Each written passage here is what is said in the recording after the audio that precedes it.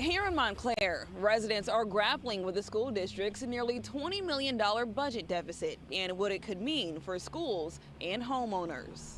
Despite having some of the highest taxes in New Jersey, Montclair Public Schools are facing down a $19.6 million budget deficit as officials search for ways to close the gap. How that happened is unclear. Superintendent Ruth Turner says an upcoming special election in December will allow voters to decide whether or not to raise taxes to cover the district's shortfall. The ballot will have two questions. The first, a one-time property tax increase to cover the 2024-2025 deficit, which is $12.6 million. Question 2 would be a recurring property tax increase to cover the current school year deficit, which is $7 million.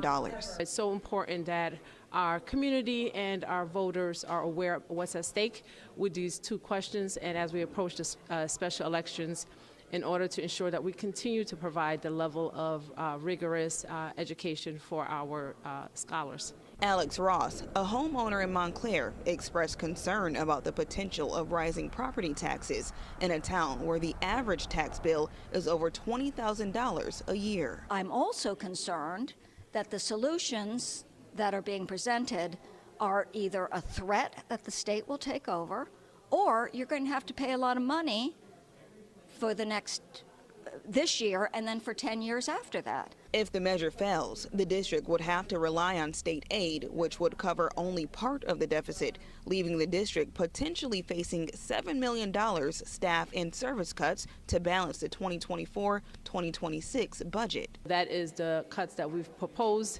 to the board and to the public that would need to take place, not because those services and staff are not essential, is because we are obligated to reduce our budget deficit. Last month, the Montclair School Board and Teachers Union approved raises starting at 3%. At a town hall meeting Thursday, school officials updated the public on a previous $188 million district bond referendum and the status of completed and ongoing improvement projects.